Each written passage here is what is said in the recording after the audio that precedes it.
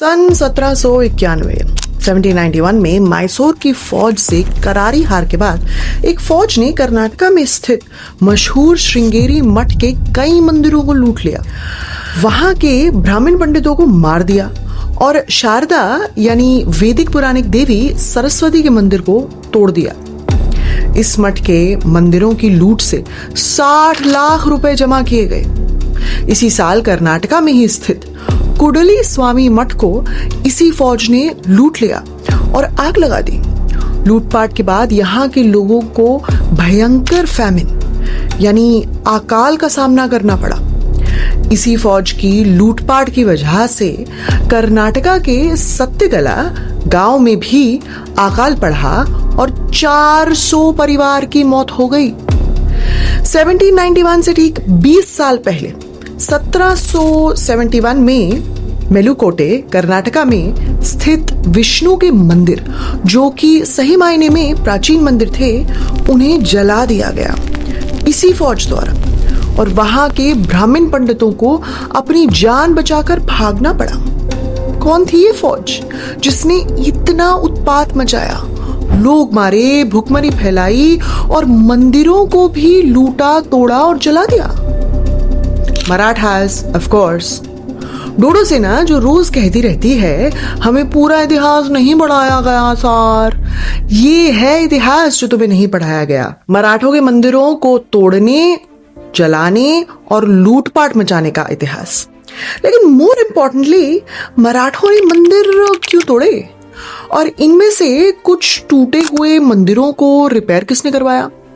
और इनमें से कुछ इंस्टेंसेस में मराठों को अंग्रेजों का फुल सपोर्ट भी था, पर क्यों? जानेंगे आज के एपिसोड में।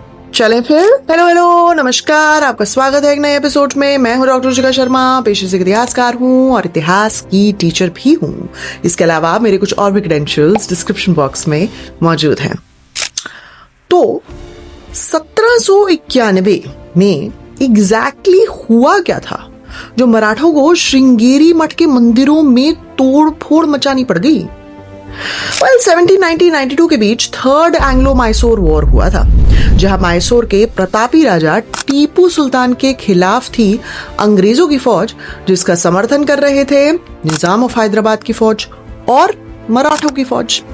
ये मराठा फौज इस समय परशुराम भाऊ के नेतृत्व में अंग्रेजों का साथ दे रही थी और इसी दौरान परशुराम भाऊ के भाई रघुनाथ राव पटवर्धन अपने नेतृत्व में मराठों की फौज का एक हिस्सा, जिन्हें पिंडारी भी कहते थे, इस फौज को लेकर श्रृंगेरी पर अटैक कर दिया। श्रृंगेरी के मंदिर लूट लिए, वहां के ब्राह्मण पंडितों को मार दिया और शारदा यानी सरस्वती के मंदिर को तोड़ दिया और उनकी मूर्ति को भी। Historian A K. शास्त्री के हिसाब से कुल 60 लाख रुपए का पैसा श्रृंगेरी के मंदिरों से लूटा गया मराठों द्वारा। मराठा पेशवा और परशुराम भाऊ के बीच जो खत लिखे गए, उससे हमें पता चलता है कि श्रृंगेरी के मंदिरों से मराठों ने चंद्रमौलीश्वर लिंगा, रत्नगर्भा गणपति की मूर्ति और कई और सोने और तांबे की बनी मूर्तियां, तांबे के बर्तन, हाथी, घोड़े सब लूट लिए।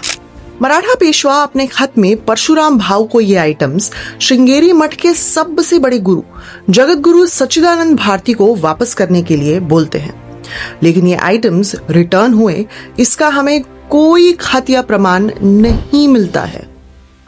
तो किसने की श्रृंगेरी मठ के इतने भारी नुकसान की भरपाई? किसने कराया शारदा माता का मंदिर रिपेयर? और किसने दिया उनकी नई मूर्ति बनवाने का पैसा?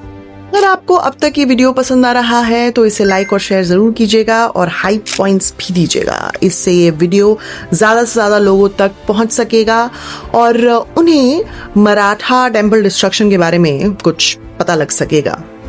इसके अलावा अगर आपको चैनल पसंद है तो सब्सक्राइब जरूर कीजिएगा और चैनल को सपोर्ट करने के लिए आप चैनल की मेंबरशिप ले सकते हैं, सुपर थैंक्स ले सकते हैं या फिर डिस्क्रिप्शन बॉक्स में मौजूद पेट्रियन लिंक पर क्लिक करके भी सपोर्ट कर सकते हैं। मैंने एक नया चैनल भी शुरू किया है जहां मैं अपने यूके की 35 सिटीज में ट्रैवल करने की दास्ता बयां करती हूं। उसका लिंक डिस्क्रिप्शन बॉक्स में मौजूद रहेगा, आप देख सकते हैं। तो किसने कराए रिपेयर श्रृंगेरी मठ के मंदिरों के? मैसूर के प्रतापी राजा टीपू सुल्तान ने। जी हाँ, हमारे पास टीपू सुल्तान का श्रृंगेरी जगत गुरु को लिखा हुआ खत मौजूद है, जहां टीपू न केवल श्रृंगेरी के मंदिरों की रिपेयर्स के लिए 400 राहती का बड़ा ग्रांट देते हैं, जिसमें से 200 राहती कैश और 200 राहती ग्रेन्स शारदा का नया मंदिर बनवाकर उसमें उनकी नई मूर्ति की प्रतिष्ठा करने के लिए। राहती टीपू सुल्तान के समय का एक गोल्ड कॉइन था, जिसे फनम भी कहा जाता था, और ये रिलीफ मेजर्स यानी राहत देने के लिए यूज होता था, हेंस द नेम राहती। इसके अलावा श्रृंगेरी के जगत गुरु को टीपू ने हाथी, कपड़े और एक पैलेंक्विन यानी डोला का दान भी दिया, ताकि वो आराम से आ जा सकें डोला में बैठकर। साथ ही में उन्होंने जगत गुरु से राज्य की खुशामदीद के लिए दुआ करने को भी कहा, ताकि वो अपने विरोधियों को हरा सके। How interesting. मराठों ने श्रृंगेरी के मंदिर और मूर्तियां तोड़ी, जिसे फिर टीपू ने खुद के पैसे से रिपेयर करवाया। पर ये वाली मराठा फोर्स ने, जो परशुराम भाऊ के अंडर थी, उसने मैसूर में भयंकर मारकाट और लूटपाट भी मचाई थी, वो भी सिर्फ 2 से 3 साल के अंतराल में, जब 1790-92 के बीच एंग्लो और मैसूर वॉर हो रहा था। फ्रांसिस ब्यूकैनन, स्कॉटिश सर्वेयर और बॉटनिस्ट, जिन्हें 1799 में अंग्रेजी सरकार से टीपू के हार के बाद आदेश मिला था कि वो टीपू सुल्तान की और साउथ इंडिया की बाकी टेरिटरीज का सर्वे करें, वो अपनी 3 वॉल्यूम्स की किताब a journey from Madras through the countries of Mysore, Canara and Malabar में बताते हैं कि परशुराम भाऊ और उनकी मराठा फोर्स ने कुडली स्वामी मठ को भी लूटा और जला दिया। ये मठ मराठा ब्राह्मणों के लिए खास मठ था। इसके अलावा कुडली के उन निवासियों को जो शूद्र जाति के थे, तलवार के घाट उतार दिया गया। Terrible caste violence. फिर ब्यूकैनन के मुताबिक भाऊ की मराठा फोर्सेस ने शिमोगा यानी शिवमोगा नाम के शहर में लूटपाट मचाई, लोगों को मारा। वहां उस समय 6000 घर थे, उन्हें तबाह कर दिया। और इस तबाही से शिमोगा में भयंकर अकाल यानी फैमिन पड़ गया। इसके अलावा शिमोगा में औरतों के साथ किया गया और उनमें से सबसे सुंदर औरतों को किडनैप कर लिया गया। इसके अलावा भटकल, मंडागड्डे, हिरियूर, कोडगनूर, बेलागुरु जैसे कई और जगहों को परशुराम भाऊ की मराठा फोर्सेस ने लूटा, मारकाट मचाई और इनमें से कई जगह इस तबाही की वजह से अकाल पड़े। पर ऐसा कुछ मंजर भाऊ की फोर्सेस की 1790-92 के बीच की तबाही से महज 20 साल पहले भी मैसूर को झेलना पड़ा, मराठों के हाथों ही।